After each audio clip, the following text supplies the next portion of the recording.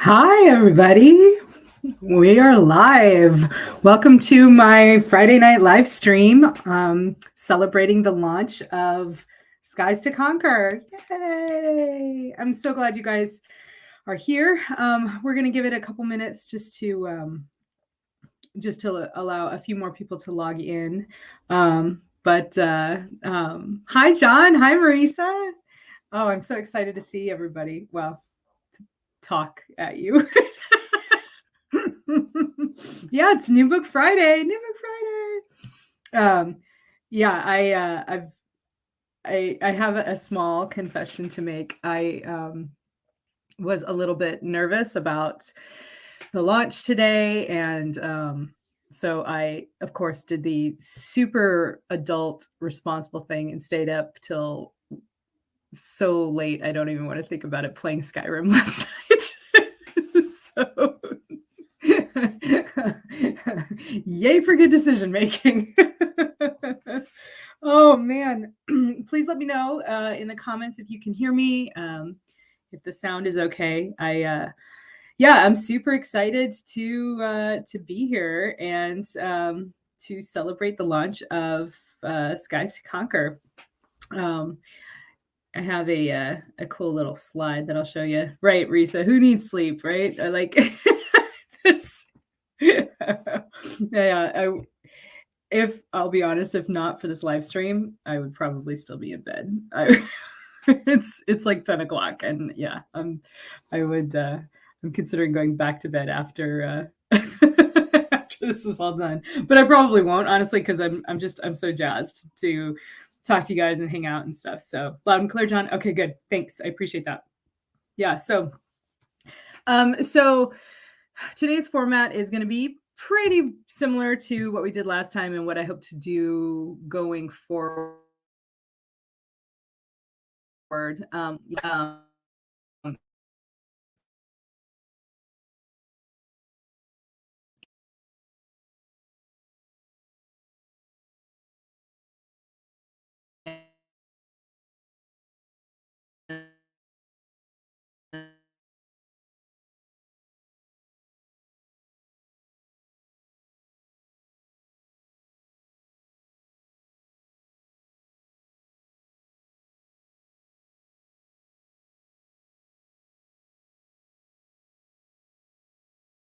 On the good connection. So,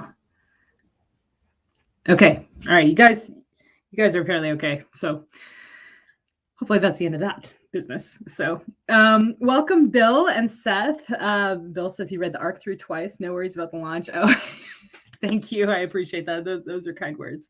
But yeah, it's one of those things, right? For a writer, Marisa and I have talked about this before, that there's a couple of points in the whole life cycle of a book where I think everybody is going to get nervous. And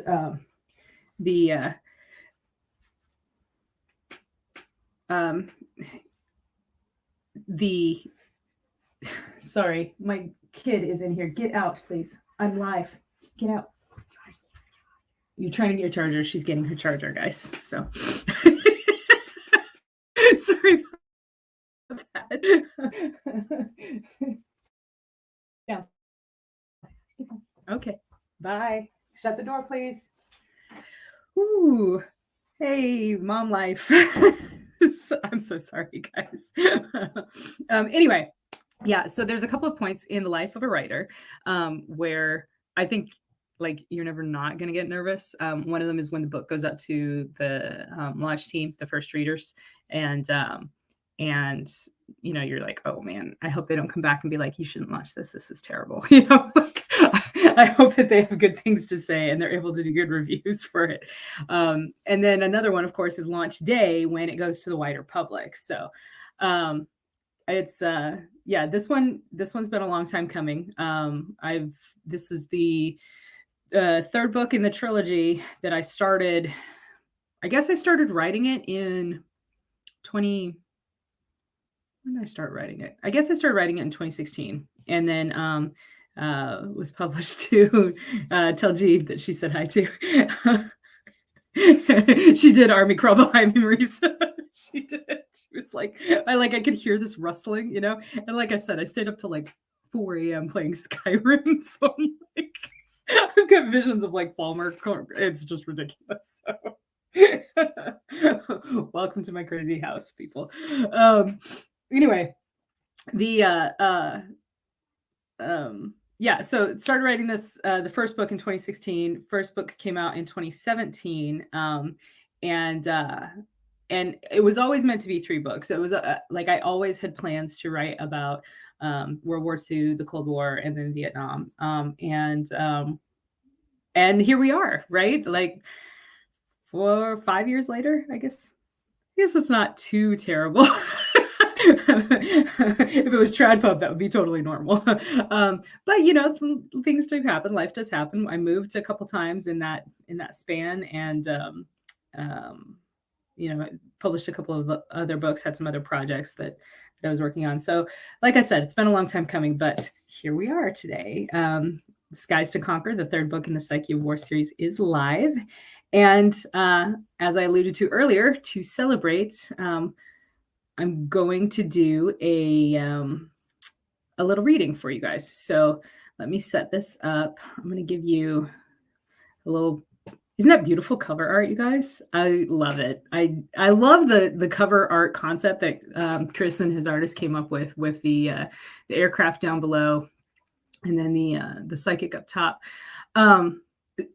So you guys can look at that, and I'm going to click over to my the document that I prepared to do this reading. So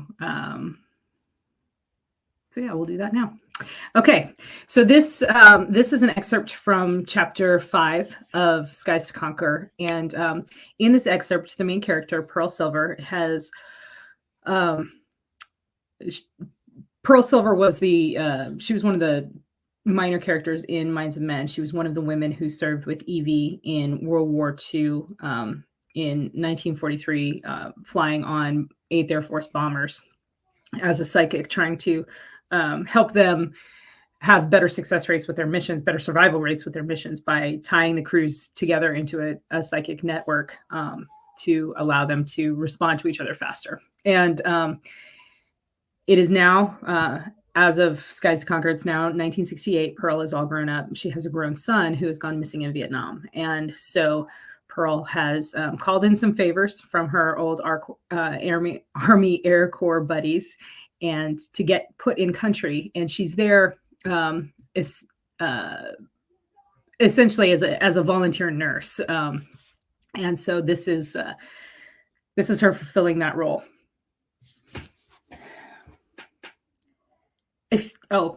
Before I start, fair warning, there is some strong language peppered throughout the book, but there is some strong language in this excerpt, and so I'm just going to read it the way that it is, and I apologize in advance if you don't like it. Okay. Excuse me, where do you think you're going? You can't go in there. Pearl blinked and focused her eyes on the infuriated face of a young woman with brown eyes and medium blonde hair, wearing the uniform of the U.S. Army Nurse Corps. She'd stepped out into the hallway from a side door and stood in front of another pair of double doors, painted with the word emergency in red letters. She glared at Pearl and crossed her arms over her chest, but not before Pearl caught sight of her name tag, Sivula Knowles. We were looking for you, actually, ma'am, Pearl said crisply in a tone that balanced crispness and respect. She'd perfected it over years of dealing with doctors, black and white alike, who didn't tend to listen unless their nurses made them do so. We're from the Red Cross. I don't have time to deal with donut dollies, Captain Sivula Knowles interrupted, waving a hand in front of her face as if they were a pair of annoying insects. No, ma'am, Pearl said, interrupting her right back. We're volunteer nurses, and there are 6 more of us waiting in the lobby. We'd come back later, but it looks as if maybe you could use our help. Captain Sivula Knowles' eyes narrowed. What do you mean, volunteer nurses? What credentials do you hold? I can't speak for the others, ma'am, but I've an MS in nursing education and over a decade of clinical experience. And I have a BSN, Ashley put in. Graduated from UC Irvine. Pearl could see a muscle in Captain Sivula Knowles' jaw jump, and she imagined she could hear the other woman's teeth grinding together. Fine, she said eventually, unable to keep the venom out of her voice. I don't have time to argue, and if you're for real, I do need you. Follow me. She turned and reached for the doors. I'll run back and get the others, Ashley said. Damn the others, Captain Sibula Knowles spat, rounding back on her. I told you to follow me, and you will follow me, or you will get the hell out of my hospital. Someone with less knowledge than a BSN from UC fucking Irvine can go get the damn others. Pearl reached out to touch Ashley lightly on the forearm and nodded gently.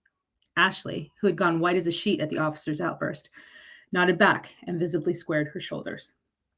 Captain Sibula Knowles didn't notice because she'd spun on her heel and pushed through the doors as if they were the source of every irritation in her life. You can do basic triage, I assume? Captain Sibula Knowles asked, without looking over her shoulder at them. She strode forward through the large open bay of the emergency room, effortlessly weaving through beds and equipment toward the far wall. Yes, Pearl said quickly. We both can. Good, Sibula Knowles said. It'll take both of you. Immediate cases go to the left, moderate to the right. Chairs are there if they're ambulatory, she said, pointing. Hold the delayed cases outside. In this heat? Ashley asked aghast. They're the shaded area, Sibula Knowles answered without missing a beat. We'll bring them in as soon as we can if they make it that long. Gowns are here, she said, stopping in front of a large laundry bin. She reached inside and withdrew 2 bundles of fabric, which she tossed over her shoulders at them. Pearl caught hers and let it unravel, then slipped her arms through and tied it around her waist. Once the arrivals are all sorted, find me, Sibula Knowles directed. Good luck. Where will you be? Pearl asked. In immediate, Sibula Knowles said. And without another word, she turned and stomped off to the left, where orderlies and other workers were busy clearing spaces. Wow, Ashley said, her eyes wide and her voice low. She's really angry at us. It's not us, Pearl said quietly. It's what's about to happen. Just focus and remember your training. If they don't need immediate attention, they go to moderate. If they can be saved, then immediate. And if they can't, we leave them to suffer outside, Ashley said, her eyes going bitter and shaking her head. It's inhuman. It's war, Pearl said, as the sound of ambulance sirens built to a scream and someone threw the double doors open. A line of white-painted converted school buses with lights and sirens careened up to the doors, and medics dismounted and carried in stretchers of groaning, twisting men. Pearl shot one look at Ashley's ghostly complexion and made a decision she was certain she'd regret later, eventually. She loosed a tendril of her talent and reached out to the girl beside her. You'll be fine, she said. You've done triage before in training. Remember your distance and make the call swiftly. No looking back. Pearl did her best to be subtle, but it wasn't like she had the luxury of time, what with those stretchers coming toward them at something close to a run. Ashley looked at her, her eyes wide and wondering, but the paralyzing fear was gone. Pearl jerked her chin in the direction of the incoming casualties and went to work. Moderate, Pearl said to the first medic team. The man on their stretcher had a blood-soaked bandage around his head and what looked like shrapnel wounds along his left side, but he was conscious and white-lipped, stable. Inside and off to the right. The medic nodded at her and followed where she pointed as she turned toward the door. Delayed, Ashley said, somewhere behind her, her voice high but clear. Put him over there in the shade. He's unconscious? Yes, ma'am, another medic answered, exhaustion threading through his tone. Best I could do for him. You did great, Ashley said, her voice gaining confidence.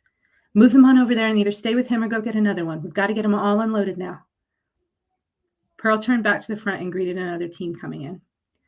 Unlike the others, this patient wasn't mercifully unconscious, but instead lay squirming and moaning with pain. She looked a question at the medic. Abdominal wound, medic said grimly. Shrapnel from a landmine. Tough son of a bitch. Metal's still in there. Immediate, she said sharply, taking a hold of the stretcher and walking with it as she would have done back during her own ER rotations in Atlanta. Instinctively, she reached out to grip the patient's wrist and analyzed the thready pulse as they went. Inside and to the left. Captain Sibula Knowles! They burst through the doors, and the sharp-tongued army nurse looked up at her name. Status, she barked out. Abdominal puncture, shrapnel from a landmine, metal still embedded in the bowel cavity, Pearl said. Pulse is weak. Oh, shit, it's weak, the captain said almost absently. Give me a transfusion kit. Blood type? Pearl reached with her free hand and dug inside the collar of the man's blood-stained undershirt. It should be there. She felt a pulse of triumph as she pulled out a thin ball chain strung with a flat oblong of metal. She tilted the dog tag until she could see the raised letters in the glare from the punishingly bright surgical lights they approached. AB positive, universal acceptor. Thank you, baby Jesus, the captain said as a team of other nurses ran up carrying kits of various size. Pearl let her steps slow and watched as they wheeled the patient back to one of the operating bays. She took a deep breath and sent a quick prayer skyward, then turned back to the door. She didn't want to leave Ashley out there for too long. Triage could get overwhelming. Ashley, however, seemed to have settled into a groove. When Pearl pushed through the doors out into the hot, wet sunlight, she shaded her eyes and saw Ashley like an island of calm in a sea of chaos. She greeted the teams that came rushing to her, performed her evaluations quickly, and kept her voice calm and authoritative as she directed the medics to take their charges either inside or over to the shaded area. There was a bit of a pause while one white-painted bus pulled out of the unloading zone and another took its place. So Pearl walked over to the orderly rows of stretchers containing men hurt too badly to be saved. She took a deep breath, ignoring the taint of death in the heated air, and ran her mind through one of the focusing exercises she'd been taught during that other war so long ago. One of the men shifted and let out a moan. He had severe burns down the left side of his body, and his arm was nothing but a blackened stump that quivered as he reached in her direction. Pearl braced herself and let down her barriers, letting her consciousness flow toward him. Agony wreathed her, a scouring burn that sloughed away layers of her being and seared down toward the core of her. Even prepared as she was, her knees buckled as the young, so young, soldier's pain and aching, blinding fear impacted her mind. I'm here. She flung the thought forward, using it as a shield against the pain. She backed it up with the memory of frozen air, fire versus ice, and fought to wrap her power around his mind, insulating him from the insidious, constant destruction that threatened. Who? His thought feathered across her mind, so weak, yet still stubbornly clinging to life and consciousness. My name is Pearl. I'm a nurse. You're here with me. You're not alone. Dying? Yes. She swallowed hard against his renewed surge of fear, but she didn't have it in her to lie to him. Not about this. But I will stay with you. You don't have to be alone. Did Danny? Danny is your friend? Danny, Lewis, I'm sorry, Miss Poker. I will tell him. Landmine. I know. Doesn't hurt as much now. Yes, Pearl said. That's good. Don't leave me. I won't, she promised. She reached out her fingers and touched his right hand. It was smooth, although dirty, as one might expect. He twitched and gripped her fingers with surprising strength. She squeezed back and focused on the barrier of cold memory she'd used to insulate him from his body's pain. In her mind's eye, the sight of the English coastline fell away as she watched over Eric Moorfield's shoulder while they climbed into the cool wetness of the clouds above the English Channel. The soldier shifted, let out a sigh. I always wanted to fly high, not a helicopter. She smiled and let her mind take him through more of her memories. Not the combat, he'd seen enough of that, but the joy of skipping in and out of sunlit clouds, the sight of streamers trailing from one's wingtips, the afternoon sun gilding one's wings just before landing. She felt his fingers relaxed. His mind slipped further from the pain and agony, further from her, into the soft, enfolding comfort of oblivion. Pearl blinked quickly, smiled gently at the boy's body, and arranged his good hand over his chest. Then she reached down and pulled the sheet up to cover his face. On her left, another boy moved, and she took a deep breath and started the process again. Okay, so that was the triage scene from Chapter 5 of Skies to Conquer. I hope you guys enjoyed it. If you have comments, feel free to throw them up in the chat and let's talk about that. So,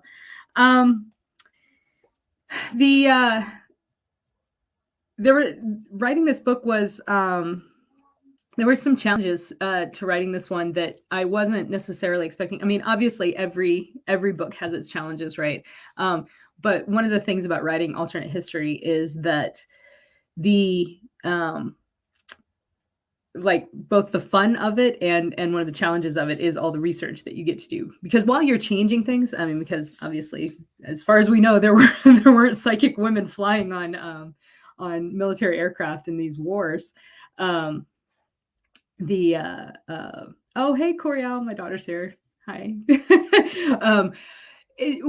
although you can change things in alternate history, it's important, to the things that you keep the same. It's important to kind of give them a little bit of a feel of authenticity, and so that means some research, right? Which is normally a pretty good thing, because it's it's fun, right? I've told this story before. When I was doing Minds of Men, I found myself going down the research rabbit hole and discovering some really, really cool stories about the resistance-led escape efforts for downed airmen in occupied Europe. And obviously, if you've read Minds of Men, you know that figures quite largely into the plot of my story. And it was a real joy to learn those things and read those things and figure out, okay, how am I going to put them into my book? And I chose to. It wasn't like completely historically accurate what I did, but what I did do is I chose to sort of make an amalgamation of a lot of those efforts and try to write it as an homage. That's what I was going for. Is I wanted to acknowledge the bravery and the daring of these people who risked so much for to help these isolated personnel get back to their their people. Wow, thanks, Bill. I appreciate that. Where I was going with all of this is that this book was very much the same in terms of being able to dig into the research, and it was particularly rewarding for me because, as you know, I'm a UH-1 pilot, a Huey pilot, and the Huey is so much like the iconic aircraft that represents the Vietnam War, right? And so having that as part of my professional heritage, it's really meant a lot to me. And there were a lot of things I already knew just from growing up in this career field and learning the stories of. There's so many stories of heroism associated with the dust-off crews that flew, and not just the dust-off crews, but the slit crews and the gunship crews that flew in Vietnam as well. One book is not nearly enough to try and represent all of the amazing things that that these men did. But I wanted to try and give a taste, right? And so I chose to again kind of dig into that, and not just on the helicopter side, but also like on the medical side too. This particular scene that I read to you, I remember when I was a kid.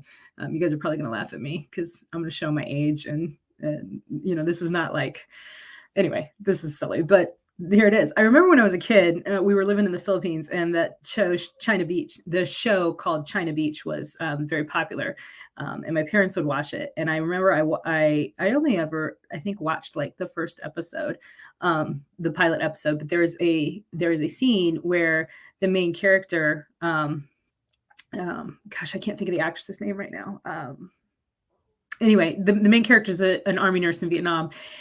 And the dust-off crews are coming in, and it shows her putting on her gown, and she walks to the back, and the doors come open, and they blow open with the rotor wash, and it's like this blast of light and air that hits her, blows her hair back, blows her gown back, and then she's out, and she's doing this this triage process, and that sort of made me kind of inspired by like the emotion and bravery that not just exhibited by the combat crews and the air crews, but also by the medical providers, and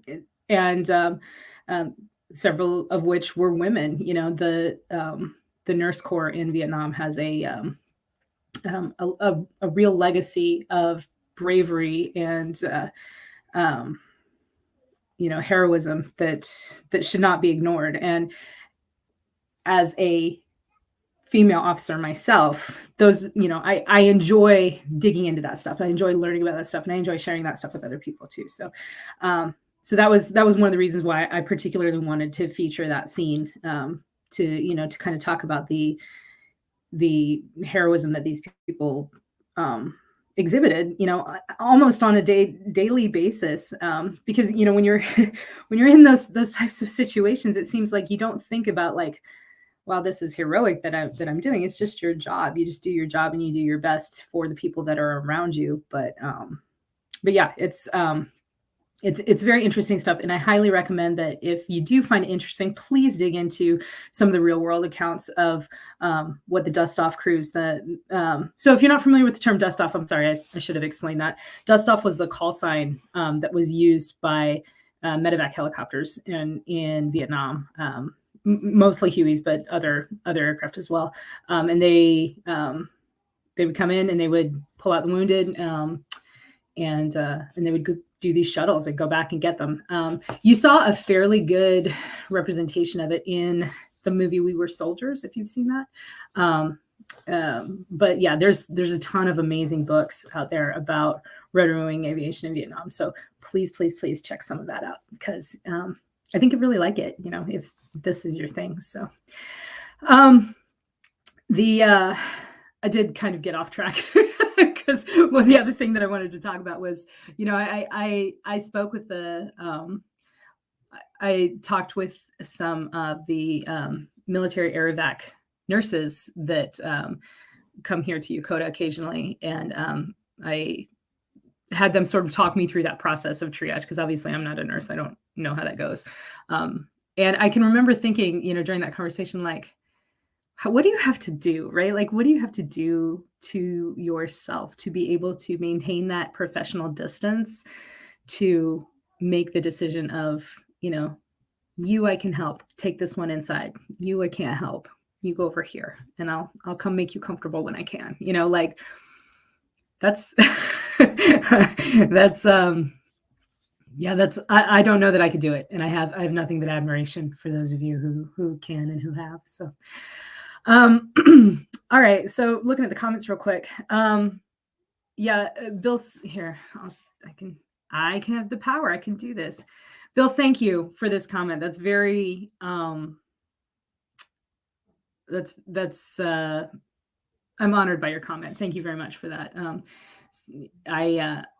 I know that I didn't get it perfectly right, because it's one of those things, obviously, you can't get perfectly right unless you're there. And even then, how do you explain certain things? How do you convey certain things? But I appreciate your kind words. Thank you. Okay. I did not have any questions this week in my Discord group. So if you're not a member of my Discord group, first of all, if you're not familiar with Discord, just a quick rundown on that. It's just a social media app, basically. I've got it on my phone and my computer, and it's very easy. It was originally created for like video gamers to keep in touch with each other and to, do live streams and stuff on. But I think it's a phenomenal tool for keeping in touch with my community. So if you would like an invitation to this Discord server that is exclusive just to, friends and fans of my work and, our community here, you just join my website, or sorry, join my mailing list on my website, and I'll post links below, as always. But when you join my mailing list, you do get 2 free stories, one of which is set in the Psyche of War universe. It's that story's called, it's a short little vignette, but it's called Wicked Angel, and it's set in Ypres in World War One. Yeah.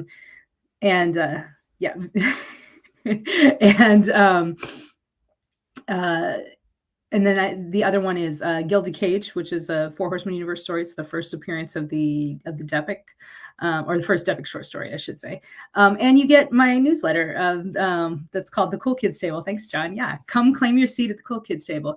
But in those newsletters, there's a link to this Discord server, and on that Discord server, I have a channel where you can post questions for me to answer every week in these live streams. And so yeah, please come hang out with us, take the newsletter, and join the Discord. It's, we chat about books and life and journaling and fitness, and what else do we talk about? Creativity. For those of you who are writers out there, there's a spot to promote your work, or, well, not just writers too. I mean, we have, streamers, game streamers who promote in the channel, which I think is great. I love that. I think one of the things that I really enjoy about that Discord server and about this community as a whole is kind of the question, the sort of perennial question of how are you creative? How do you infuse creativity in your life? Because that's something that's very interesting to me, and something that I'm personally unable to, like, I don't function well if I don't have some sort of creative outlet in my life. And I think that I know that I'm not alone in that. So come and talk about it with us and hang out. We're cool. So see, it says so right in the name. We're the cool kids. Oh yeah, and we do writing sprints too. Yeah, thanks, Sherilyn. I apologize if I say your name wrong. If it's, I don't know if it's Charlene or Sherilyn, but I'm gonna go with Charlene unless you tell me differently. Okay, I'm so sorry if I get it wrong. Names are not always my strong suit. All right, so we've been talking for about 30 minutes. Before I go, just real quick, I'm going to flash this up again just so you can see. That's Skies to Conquer. She is live today. And I would be remiss if I didn't mention that the first book in the series, Minds of Men, which I don't have on a cool little slide here because I fail. Charlie. Okay, thanks. The first book is on sale this week. So if you haven't gotten into the series, now is a great time. You can get Minds of Men for less than $1 on Amazon. And that's the first book. The second book is The World Asunder. And that one is essentially a Cold War spy thriller. I really enjoyed writing that one too. And I got to do some cool research on that one as well. Maybe I'll do a video. Would you guys like that? Like things I learned doing research for my books. Maybe that might be fun. Maybe I'd do maybe I'll see if Marisa wants to come on with me again and we can talk about, things we learned doing research for our books. I don't know, Marisa, what do you think? Not to put you on the spot, but I'm going to put you on the spot, girl.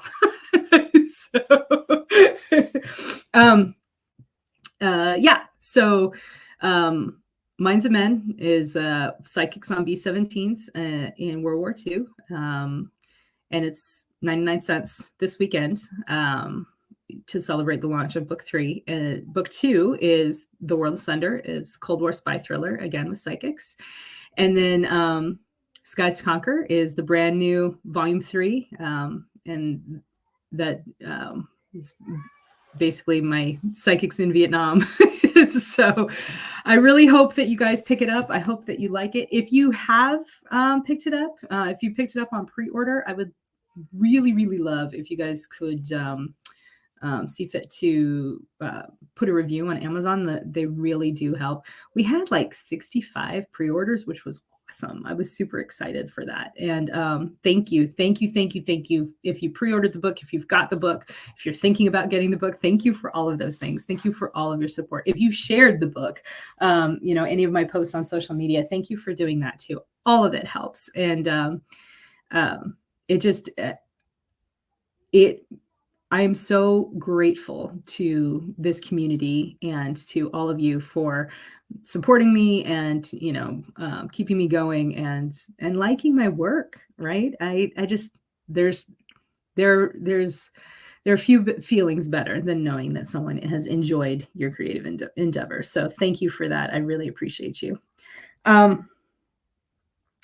else did I want to ask you to do? Oh yeah. If you like this video, like the video, right? Give me the check your thumbs up with that. I promised you sound effects, so there they are. But please do. Next week, I'm going to do another, I'm going to try to have another co-authors video come on for you. I'm not sure which co-author it'll be yet, so we'll see. But going to do another co-authors video, hopefully, and then we'll do the same live stream, same time next week, 8 p.m. Eastern time. On Friday night, and because that's Saturday morning for me, and that works out great. So love you guys. Thank you so much for coming. Give me the Chuck Yeager thumbs up if you liked the video, and I will see you next week. Bye guys.